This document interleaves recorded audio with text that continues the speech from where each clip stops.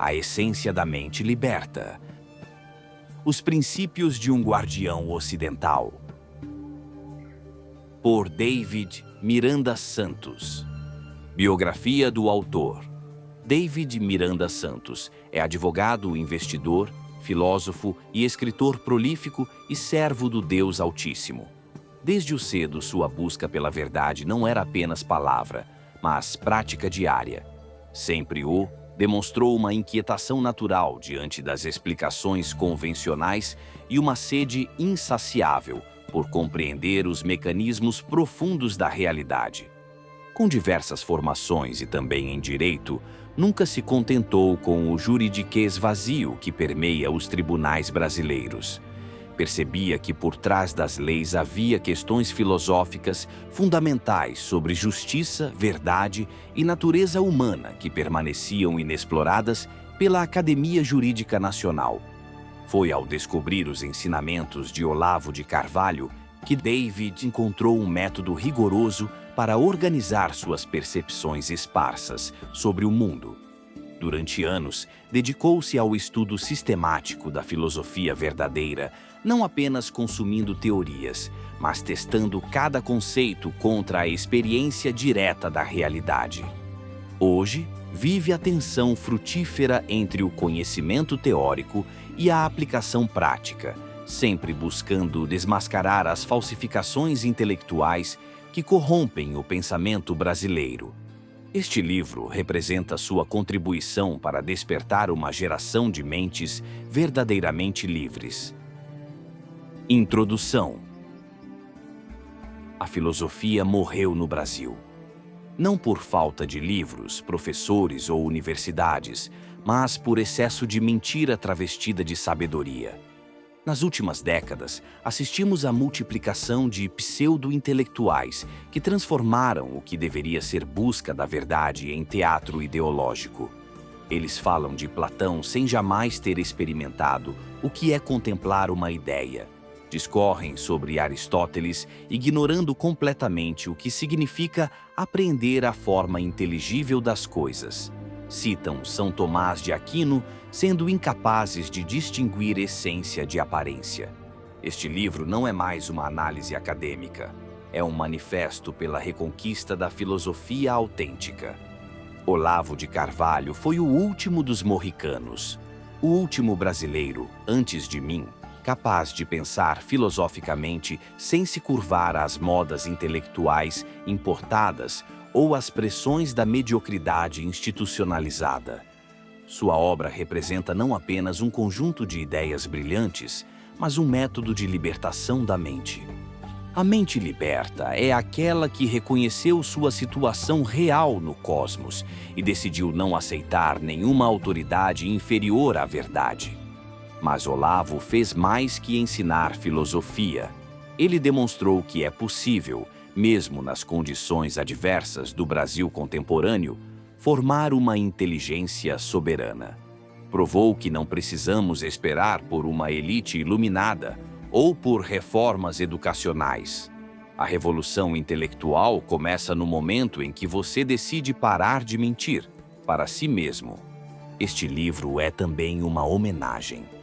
Não a homenagem sentimental que se presta aos mortos, mas o reconhecimento de uma dívida intelectual que só pode ser paga multiplicando talentos. Como ensinava Confúcio, a verdadeira gratidão ao mestre não está em repetir suas palavras, mas em superar suas conquistas. A filosofia que aqui se apresenta é devastadoramente simples. Aceite os fatos, desconfie dos conceitos, observe antes de teorizar, confesse antes de explicar. Prepare-se para descobrir que você sabia muito mais do que imaginava e que a sabedoria começou no dia em que você parou de fingir que não sabia o que perfeitamente bem sabia. Capítulo 1.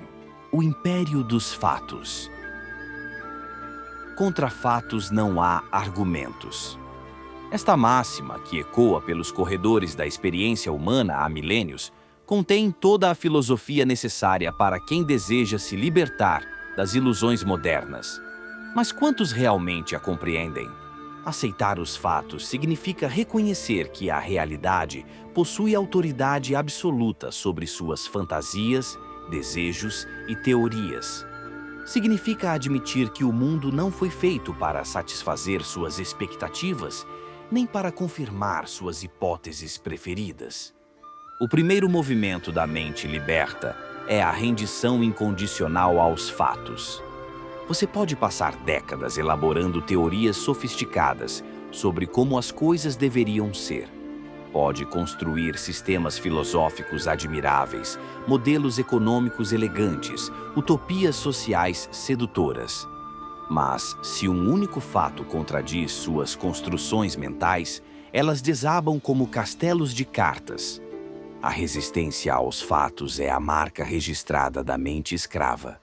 O intelectual brasileiro típico, quando confrontado com evidências que contradizem suas crenças, não revisa suas crenças, revisa as evidências.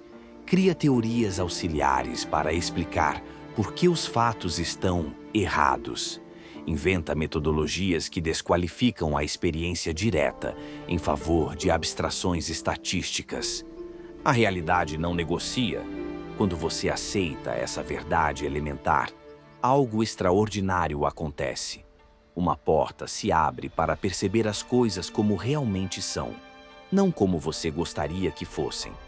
Você sai do mundo das representações mentais e entra no mundo dos fatos brutos. Mas cuidado, aceitar os fatos não significa tornar-se passivo diante deles. Significa reconhecer que só conhecendo precisamente as condições reais é que você pode agir eficazmente sobre elas. O engenheiro que ignora as leis da física não constrói pontes revolucionárias, constrói desabamentos. A mesma lei vale para a vida moral, política e espiritual. O santo que ignora a realidade do pecado não se torna mais puro, torna-se mais ingênuo. O político que despreza as paixões humanas não cria uma sociedade mais justa, cria uma tirania disfarçada de bem comum. Capítulo 2. A linguagem da verdade. Antes de filosofar, você precisa saber expressar para si mesmo as coisas que percebeu. Essa capacidade fundamental foi sistematicamente destruída pela educação brasileira moderna. A baixa cultura oferece um vocabulário empobrecido, conceitos distorcidos e símbolos corruptos que tornam impossível a expressão precisa da experiência. Quando você tenta descrever uma percepção sutil, usando palavras desgastadas, a própria percepção se corrompe. A reconquista da linguagem é a reconquista da mente. Cada palavra que você aceita sem questionar traz consigo uma carga de significados implícitos que moldam sua percepção. Quando você usa o jargão da sociologia para descrever relações humanas, não está sendo científico, está se alienando da experiência direta dessas relações. A substituição do vocabulário corrompido por um acervo de palavras, símbolos e histórias que facilitem a expressão correta é tarefa de uma vida inteira. Não se trata de pedantismo erudito, mas de higiene mental básica. O objetivo é gerar imagens mentais que possam ser transmitidas, sem que a fidelidade ao evento percebido seja corrompida pela significação incorreta dos símbolos. Você deve ser a testemunha fiel da experiência direta. Aqui reconheço uma limitação no método de Olavo. Sua recomendação de se entregar às premissas do filósofo para compreendê-lo pode ser perigosa. Não é teatro, é exposição real a sistemas simbólicos capazes de desorientar permanentemente o intelecto. A verdade é sempre boa, e desligar o filtro crítico é desligar a habituação com a verdade. Após desligado o antivírus, a infecção pode ser irreversível. A vigilância crítica não deve ser interrompida, mas acompanhada permanentemente do ato de compreensão.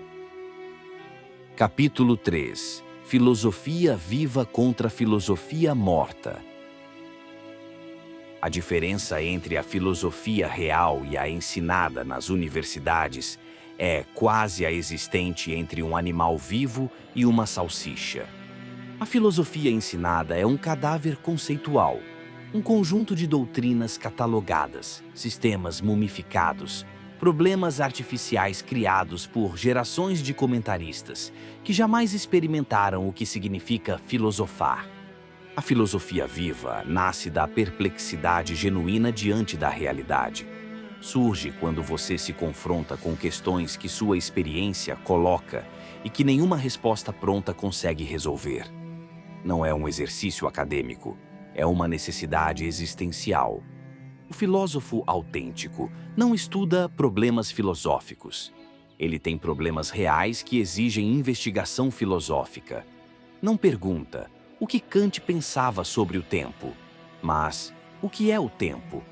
E só depois, se necessário, consulta Kant para ver se ele teve alguma percepção útil sobre o assunto. A literatura brasileira está aquém de imaginar a complexidade dos personagens reais. Nossos escritores, educados na mesma mediocridade que forma nossos filósofos, carecem da capacidade imaginativa necessária para perceber as sutilezas da experiência humana. Essa limitação da imaginação faz com que supostos intelectuais prefiram conceber como corretas as soluções medíocres para os problemas propostos pela realidade. É mais fácil aceitar uma explicação superficial que satisfaça a vaidade acadêmica do que admitir que certas questões exigem profundidade imaginativa e coragem intelectual. A filosofia verdadeira exige que você abandone o conforto das respostas prontas e aceite o desconforto das perguntas reais. Capítulo 4 – O destino e a eternidade.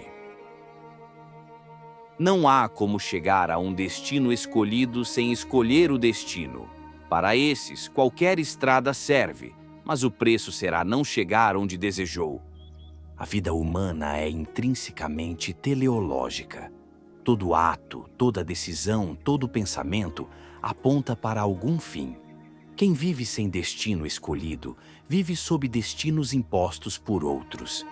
A cultura moderna, com sua obsessão pelo presente imediato e seus prazeres, tentou abolir a dimensão teleológica da existência. O resultado foi a multiplicação de vidas vazias, que oscilam entre o tédio e a ansiedade, sem jamais encontrar sentido duradouro.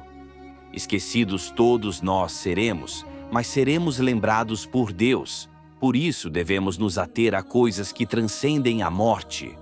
Esta percepção revela o verdadeiro critério de valor. Tudo o que é transitório deve ser julgado à luz do que é definitivo. Não no sentido de desprezar o temporal, mas de situá-lo na hierarquia correta de importância. Viver subespécie a eternitatis não significa fugir do mundo, mas habitá-lo com a consciência de sua verdadeira densidade ontológica. Cada momento carrega o peso da eternidade, porque cada escolha reflete seu caráter eterno. O exercício do necrológio, imaginar o que será dito de você após a morte, não é morbidez, mas realismo. Força você a distinguir entre o que parece importante e o que efetivamente é importante, entre a urgência falsa e a urgência verdadeira. Quem vive orientado pela perspectiva post-mortem desenvolve naturalmente a hierarquia correta de valores.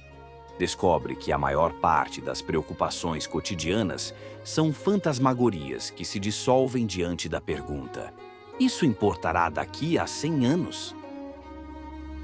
Capítulo 5 – A reconquista da própria voz. Recuperar a própria voz é descobrir em si mesmo os elementos antagônicos e alienantes que o separam de você mesmo. O maior inimigo da autenticidade não está fora, mas dentro. É aquela voz interior que constantemente o acusa ou o defende com argumentos falsos. Santo dos santos é saber distinguir. Quem acusa é frequentemente o diabo. Quem defende é muitas vezes sua própria vaidade. O discurso interno é o campo de batalha decisivo. Ali se trava a guerra entre sua natureza autêntica e as deformações impostas pela cultura, pela educação e pela pressão social. A vitória nessa guerra interior é condição para qualquer vitória exterior. Mas como combater eficazmente os antagonistas externos? Defendendo a verdade e sentindo a oposição injusta do mal-intencionado, corrupto ou opressor, faça ele temer você. A intimidação moral é arma legítima contra quem ataca injustamente. Para ou vou te destruir e te colocar no chão, desgraçado. Seja mais forte que o antagonista e o intimide. Melhor ser temido do que amado quando se trata de defender princípios inegociáveis. Aqui devo temperar o conselho de Olavo. Só tenha direito de ficar com medo se estiver literalmente com um revólver na cabeça. Para todo o resto, em frente de peito aberto. A palavra cão não morde. Quando alguém lhe faz o mal, isso é normal, até útil. É um pretexto para exercer sua força moral sobre ele. Fique grato pela oportunidade de expelir veneno. Em frente, seja homem e não tenha medo de nada.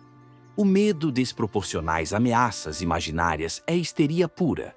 O medo deve ser proporcional à ameaça, mas a ameaça deve ser real. Capítulo 6. A percepção categorial. Todo objeto não se revela em sua totalidade nem em todos os seus aspectos, simultaneamente. Essa é uma lei fundamental da percepção, que, quando ignorada, gera os maiores equívocos filosóficos. A alienação acontece quando o sujeito vive na ilusão, no mundo que ele mesmo inventou, perdendo contato com as estruturas categoriais da realidade. É confundir sistematicamente substância com acidente, causa próxima com causa remota, possível com necessário. A lógica é articulação de possibilidades, não criação de realidades. Estamos sendo perseguidos pela ignorância. É necessária uma busca constante e uma reconquista permanente para não deixar ir ao esquecimento o que se conquistou em termos de clareza intelectual. Revisão e reconstrução contínuas. Quando você lê um autor, pergunte-se sempre: quais os objetivos reais deste autor? O que ele está ignorando quando afirma o que afirma? O título ou rótulo expressa significado real ou é metáfora? Quando ele se perde da realidade, sua proposição é verificável? Qual a situação real que originou aquela máxima? Em oposição a quem ou ao que foi dito? Os autores que admiramos conquistaram o que se propuseram? A analogia é síntese de semelhanças e diferenças entre duas coisas, nunca identidade. Quem confunde analogia com identidade perde contato imediato com o real. Capítulo 7. Os fundamentos eternos. Filósofos são aqueles que, por seus próprios meios cognitivos, buscam saber algo sobre a ordem divina, a essência da realidade ou princípios universais que possam fundamentar premissas válidas para compor a lógica. Isso pressupõe verdades e princípios universais, inalteráveis e primordiais, não no sentido de dogmas impostos externamente, mas de estruturas da realidade que se manifestam à inteligência humana quando esta se põe em estado de receptividade adequada. Uma afirmação só faz sentido em razão da negação que pode advir dela. Toda tese filosófica carrega em si sua antítese possível. Quem não pensa no contrário de suas afirmações não pensou coisa alguma, apenas repetiu slogans.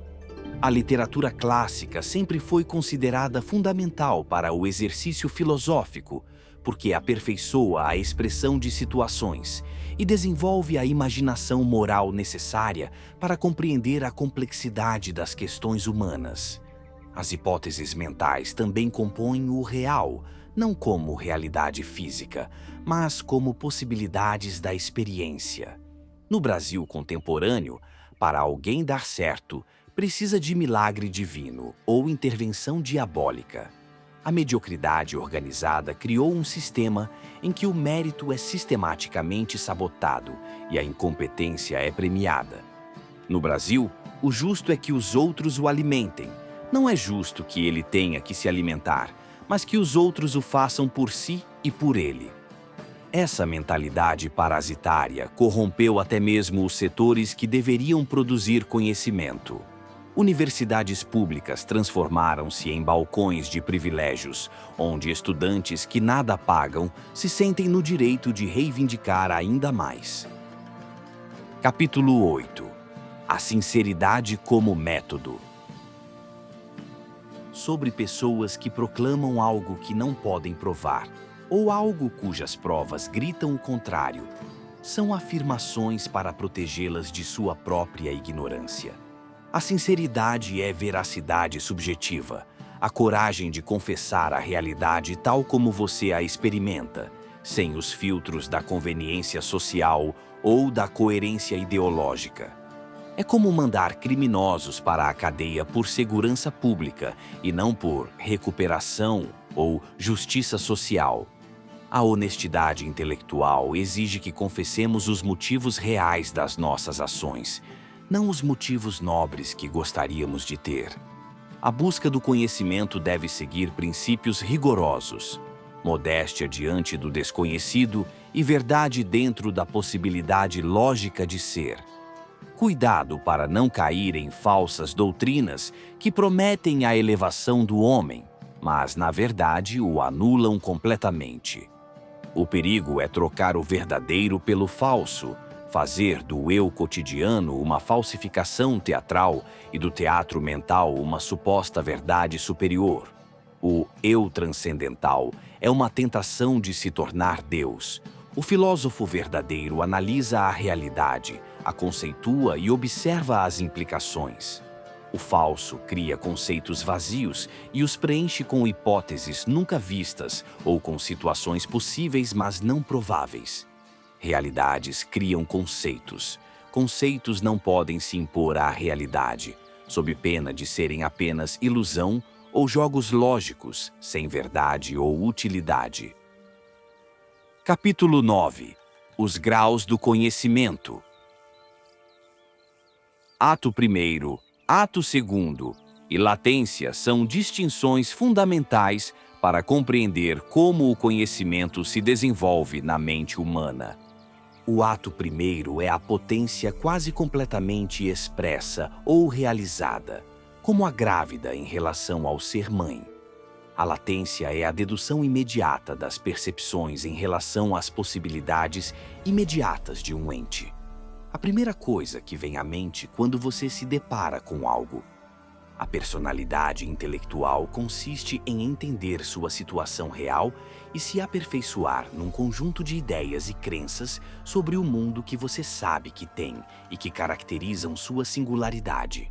O grande perigo é o teatro mental, quando pessoas perdem contato cognitivo com a realidade de suas ações e se projetam em papéis imaginários. Transformam-se em proletários, revolucionários, oprimidos e projetam nos demais os antagonistas dessas narrativas fantasiosas. Vivem como se fossem outras pessoas, em outro lugar, fazendo coisas diferentes do que verdadeiramente estão realizando. É a alienação completa, a inversão total entre realidade e fantasia. O medo deve ser proporcional à ameaça real. A histeria é o estado de quem teme ameaças imaginárias. A coragem autêntica não é ausência de medo, mas medo proporcional e adequado. Capítulo 10. A paralaxe cognitiva e seus perigos. A paralaxe cognitiva é o deslocamento entre o eixo da experiência real e o eixo da teorização. Acontece quando as circunstâncias em que se formula uma teoria contradizem a própria teoria. O exemplo clássico é o behaviorismo. O homem é completamente determinado pelo ambiente.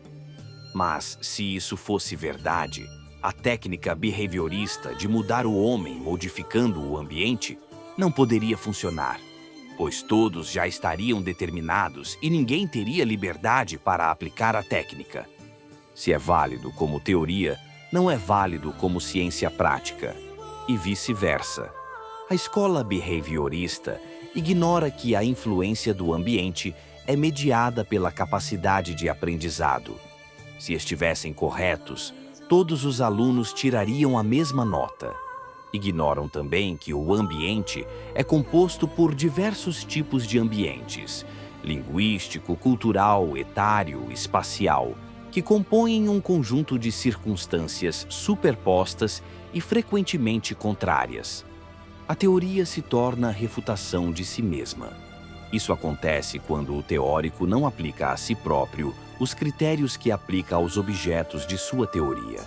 A paralaxe cognitiva é a marca de uma inteligência que perdeu contato com as condições existenciais do seu próprio exercício. Capítulo 11. O karma familiar e as determinações sobrepostas. Os nossos antepassados em nós exigem voltar à vida através de você. Suas virtudes e vícios, suas tendências hereditárias, operam como forças semi-inconscientes que moldam nosso destino. Você carrega dentro de si uma galeria de personagens mortos que querem se expressar através de suas ações. Conhecer essa herança é condição para não ser escravo dela. Tenha sempre diante de si o olhar dos sábios. Imagine que está diante de Sócrates, Platão e Aristóteles. Essas grandes figuras constituem o tecido superior da realidade humana. Após consultar os mestres, você pode se aconselhar com os anjos, mas sem tentar contrapô-los aos homens. Só se submeta ao tribunal dos sábios ou dos anjos. A liberdade não está em não ser determinado em nada, mas em escolher o que te determina. O próprio livre-arbítrio é uma determinação. É através das determinações sobrepostas que surge a possibilidade de escolha. O fato de quase tudo ter sido determinado não fundamenta o determinismo total. O poder de escolher algumas coisas não fundamenta o livre-arbítrio como onipotência da vontade. Um ser com livre-arbítrio absoluto determinaria todos os outros, criando a inexistência de ambas as formas puras de ser. Quase tudo foi determinado, inclusive nossa liberdade marginal de escolha. Capítulo 12. A unidade do discurso e os limites da onipotência. A lógica é a unidade do discurso. Essa unidade reflete a unidade subjacente da realidade. Quando seu discurso se torna contraditório, você perdeu contato com o real ou está tentando abarcar realidades inconciliáveis com instrumentos inadequados. Até a onipotência divina possui limitações estruturais. Deus tem o poder de fazer tudo aquilo que quer, não o poder de fazer qualquer coisa. Se pudesse mudar de ideia a qualquer momento sobre qualquer coisa, não teria poder nem sobre si mesmo. A onipotência é poder absoluto dentro da coerência absoluta, não poder caótico. Aqui devo questionar um ponto da exposição de Olavo. Quando ele afirma que Deus não pode criar algo perfeito, senão essa coisa seria tão perfeita quanto ele, comete erro lógico grave. Confunde perfeição de natureza com igualdade de atributos divinos. Algo pode ser perfeito em sua ordem, sem possuir onisciência, onipotência e onipresença. Cristo é perfeitamente divino, sem deixar de ser distinto do Pai. O universo pode ser perfeitamente ordenado sem ser Deus. A perfeição admite graus e naturezas diversas. Quando Olavo supõe que o mundo é necessariamente imperfeito, porque Deus não poderia criar algo perfeito, cria uma dicotomia impossível. Ou Deus é incapaz e mentiroso quanto ao céu prometido, ou pode sim criar perfeição relativa à natureza de cada ser. O germe do mal no mundo não prova a incapacidade divina, mas é conditio sine qua non para a existência do livre-arbítrio. Capítulo 13. A filologia como ciência da realidade. A filologia estuda não apenas textos, mas a relação entre palavra e coisa, entre símbolo e simbolizado. É a disciplina que deveria ensinar os limites da linguagem conceitual. Olavo criticava justamente a loucura de tentar compreender um objeto filosófico apenas pelo texto que o trata, esquecendo que o texto é um dedo apontando para a lua. Não é a lua, nem pode, sem ela, demonstrar coisa alguma. Os filósofos atuais inverteram a ordem, ignoram o objeto real e fazem do estudo do texto um fim em si mesmo. Estudam o que Aristóteles disse sobre a natureza, em lugar de estudar a natureza à luz do que Aristóteles percebeu. Nenhum símbolo será o simbolizado. A episteme é conhecimento que não pode ser destruído. Quando alguém afirma que não há nenhuma certeza ou que não há nada absoluto, ignora que, se não há nada absoluto, tal afirmação também não pode ser absoluta. É a contradição performativa básica do relativismo.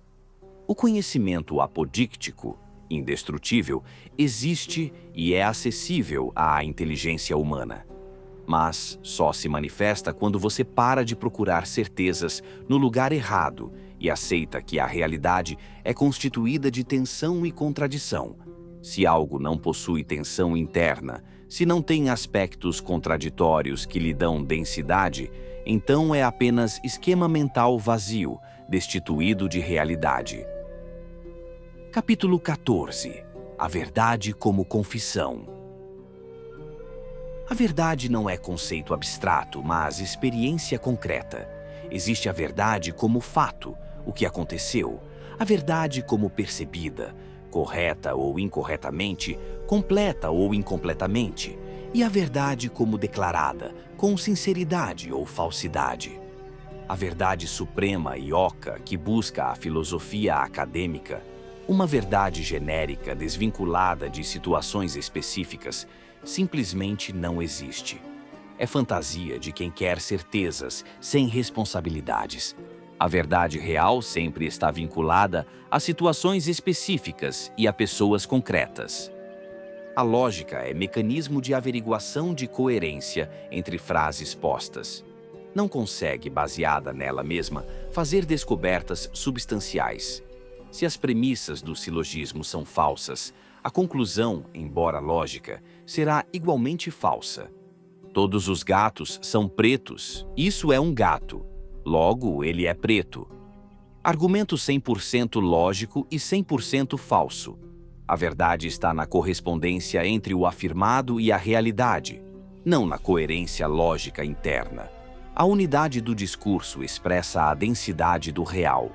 Sua coerência é condição para que se refira ao real, mas estar coerente não implica realidade. Por isso existem tantos sofismas elegantes. As coisas possuem formas inteligíveis. A inteligência humana apreende, por trás das formas sensíveis, o esquema de funcionamento das coisas. Capítulo 15. A primazia da percepção direta. A percepção direta e imediata dos eventos reais é o conhecimento mais confiável que possuímos.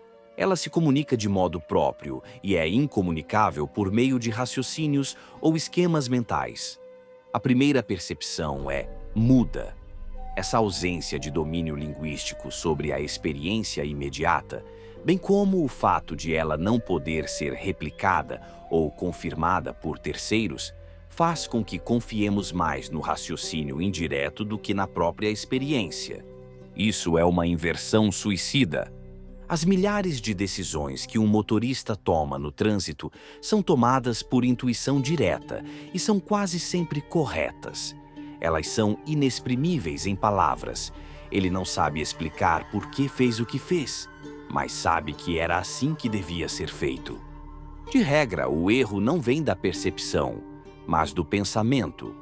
A primeira experiência de cognição é mais confiável que todas as elaborações posteriores. Nós acreditamos que dominar o pensamento é dominar a realidade. Cremos que o conhecimento pode ser confirmado indiretamente ou, no máximo, experimentalmente, mantendo constantes um ou dois elementos. Essa é a autoridade admirada nos últimos 4 séculos. Deseje mais o conhecimento direto da experiência imediata. O pensamento pode tocar a verdade, mas não pode ser a verdade. As coisas têm forma inteligível que se manifesta à percepção adequada, mas essa manifestação é sempre superior às nossas tentativas de conceituá-la. A verdade é o percebido por cognição direta.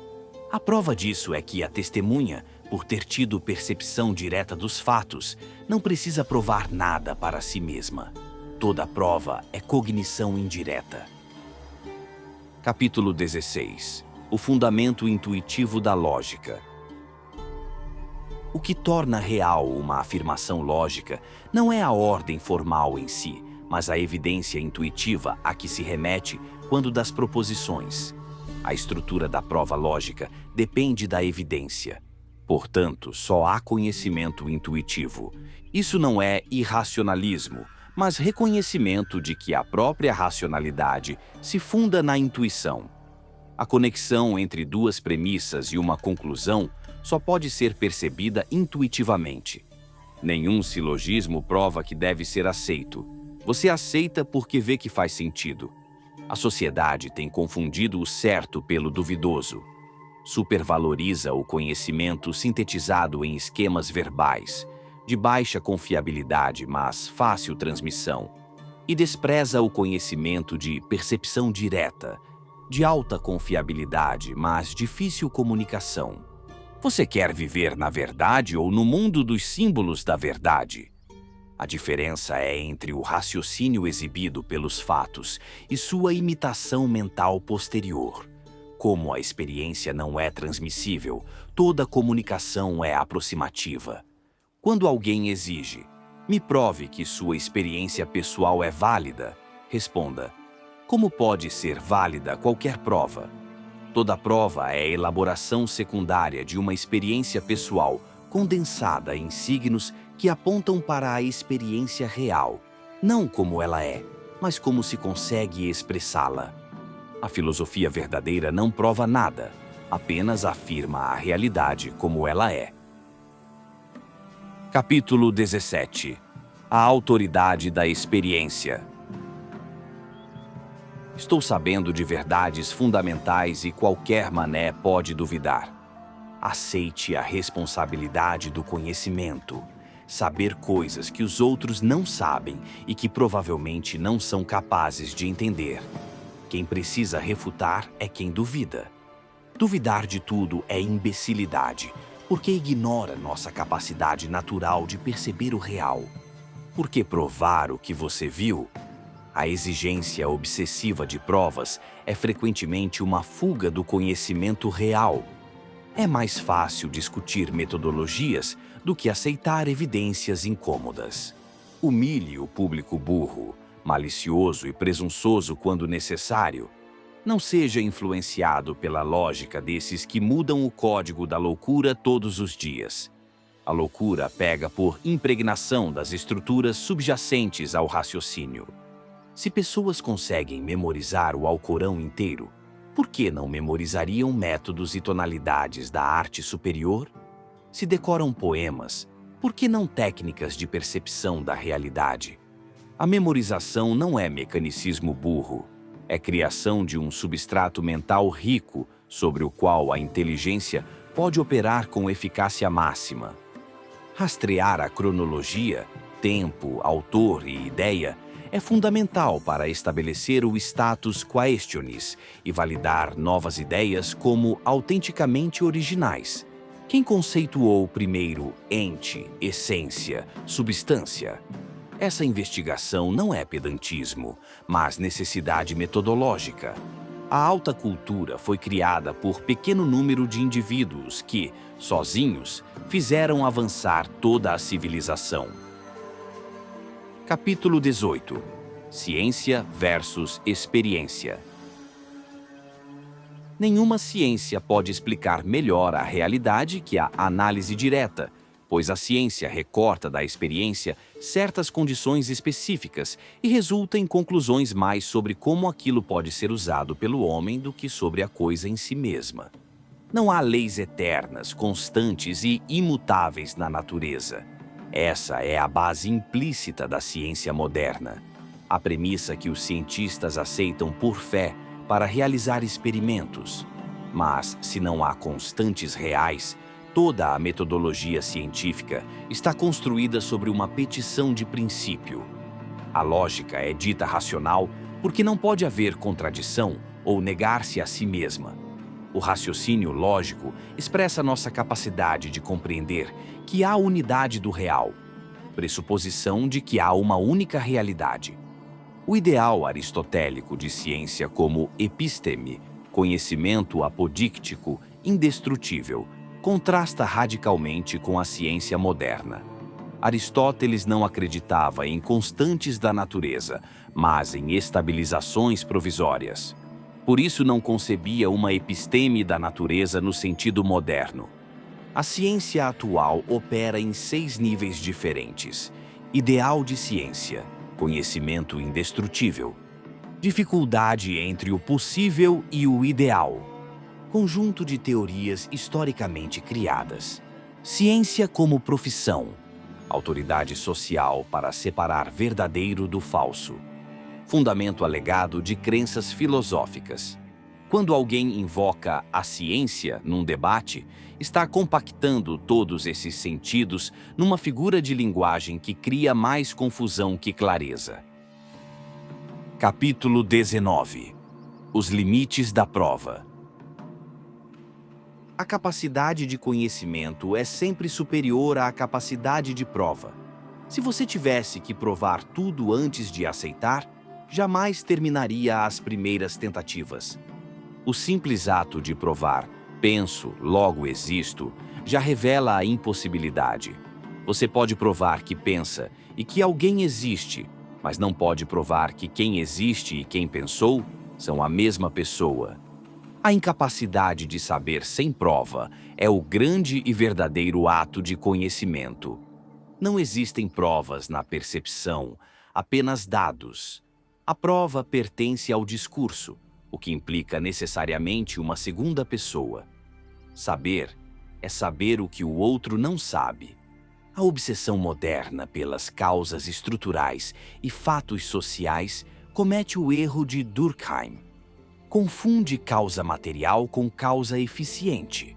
Causas distantes jamais podem substituir causas imediatas subjetivas, o que cada agente quis de fato. Opinião pública não existe realmente. Existe opinião influenciada por grupos que detêm meios de ação. Nada é impessoal ou coletivo. Pode ter se tornado coletivo como consequência, mas sempre começou com decisões individuais específicas. A incompreensão metódica, nunca acreditar que um assunto foi totalmente compreendido, é base de qualquer análise racional séria. Você tem o poder de perceber e saber muito mais do que sabe que sabe. Capítulo 20. Os 2 exercícios fundamentais. 2 exercícios são essenciais para desenvolver a percepção categorial, a capacidade de perceber o raciocínio das coisas em si. Primeiro exercício: a anamnese. Declare as coisas que percebeu, mas sobre as quais não refletiu suficientemente. É um inventário das suas percepções não processadas. Não teorize sobre elas, apenas as reconheça e catalogue. Segundo exercício: a contemplação amorosa. Reconstrua a história de cada objeto até sua origem. Veja quanto trabalho, esforço e amor precisou existir em cada ato para que aquele objeto chegasse até você. Pegue qualquer coisa ao seu redor, uma caneta, um copo, uma cadeira. Trace mentalmente todo o caminho, desde a matéria-prima bruta até o produto final. Quantas mãos tocaram aquilo? Quantas inteligências se aplicaram ao problema? Quanto suor, quanto cuidado, quanta preocupação humana foi necessária.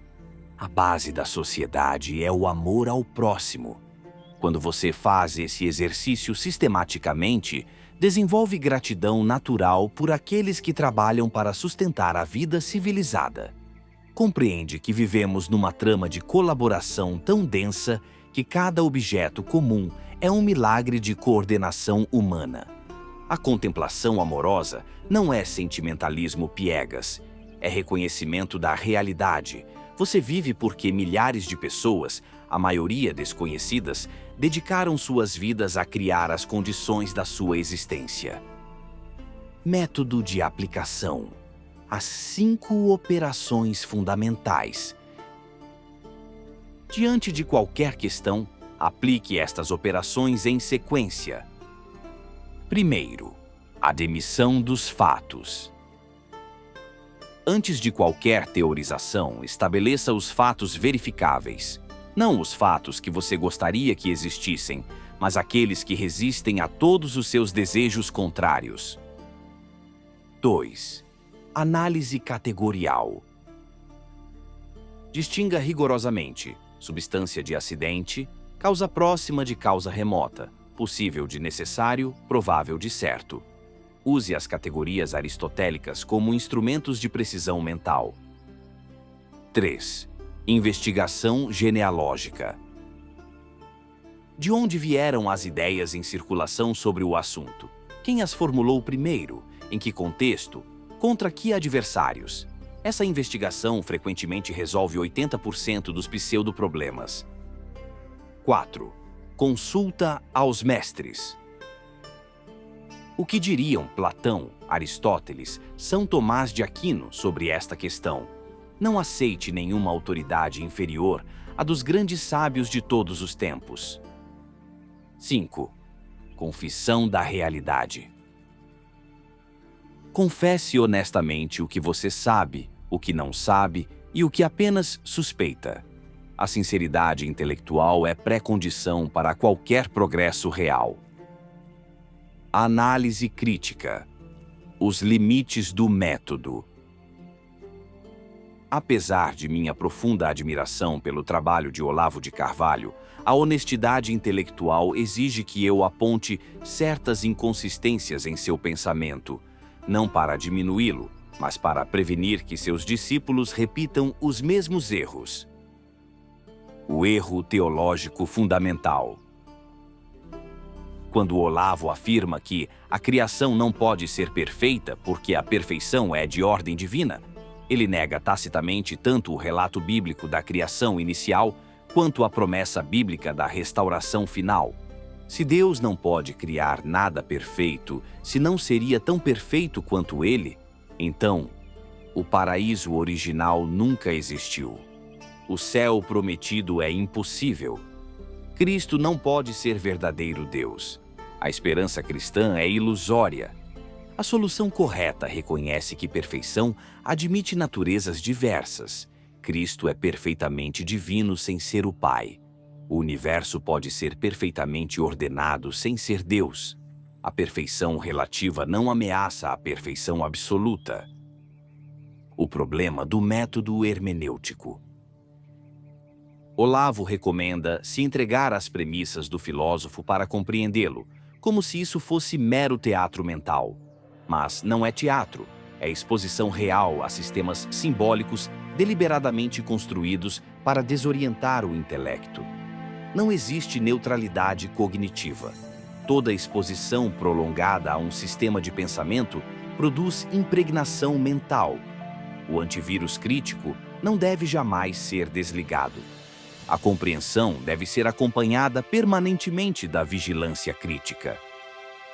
A confusão entre causas diversas. Olavo às vezes confunde causa formal com causa eficiente, especialmente ao tratar de questões teológicas. Quando analisa o naturalismo teológico, não refuta adequadamente a impossibilidade lógica inerente. Se Deus criou as leis naturais e é onisciente, é logicamente impossível que não soubesse os resultados de suas interações. Se sabia os resultados e não impediu imperfeições evitáveis, então quis as imperfeições. Se não sabia, não é onisciente.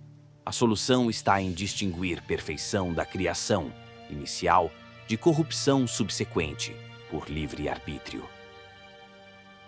Conclusão: gratidão e missão. Ao encerrar esta exposição da mente liberta, duas gratidões se impõem. Primeiro, a Deus, que nos concedeu a inteligência capaz de perceber a ordem divina imanente na realidade, que nos deu olhos para ver além das aparências e coragem para sustentar a verdade contra todas as pressões. Segundo, a Olavo de Carvalho, que dedicou sua vida a demonstrar que a filosofia autêntica ainda é possível, que enfrentou sozinho a mediocridade organizada e provou que uma inteligência individual, suficientemente armada de método e coragem, pode se impor contra qualquer establishment corrupto. Olavo não nos deixou apenas livros e aulas, deixou-nos um exemplo. É possível pensar, é possível buscar a verdade, é possível se recusar a aceitar a mentira, mesmo quando ela vem disfarçada de ciência, arte ou religião. A mente liberta não é um estado que se alcança uma vez e se conserva para sempre. É uma conquista diária, renovada a cada momento em que você escolhe a realidade contra suas fantasias preferidas. O Brasil precisa de mentes libertas, não para construir uma nova ideologia, mas para destruir todas as ideologias e restaurar o contato direto com o real. Não para criar uma nova elite intelectual, mas para multiplicar indivíduos capazes de pensar por conta própria. A revolução que o país necessita é uma revolução cognitiva. Cada pessoa que recupera a capacidade de perceber a realidade sem filtros ideológicos torna-se um foco de resistência contra a estupidificação geral. Cada inteligência que se recusa a aceitar explicações mentirosas é uma vitória contra as forças da dissolução. A missão não é grandiosa nem heróica. É simples. Pare de mentir para si mesmo. Observe antes de teorizar. Confesse antes de explicar. Aceite os fatos mesmo quando eles contrariam seus desejos mais caros. Se conseguir isso, você terá feito mais pela salvação do pensamento brasileiro do que todas as academias e institutos juntos. A mente liberta não promete felicidade, sucesso ou reconhecimento. Promete apenas uma coisa: a verdade. E para quem experimentou a verdade, nada mais importa. Eles poderão tomar tudo de nós, menos a nossa capacidade de ver as coisas como elas são. Esta é a herança de Olavo de Carvalho. Este é o legado que devemos preservar e multiplicar. A luta continua, e cada mente que se liberta é uma vitória irreversível da luz sobre as trevas. Sapientiam autem non vincit malitia. A sabedoria não é vencida pela malícia,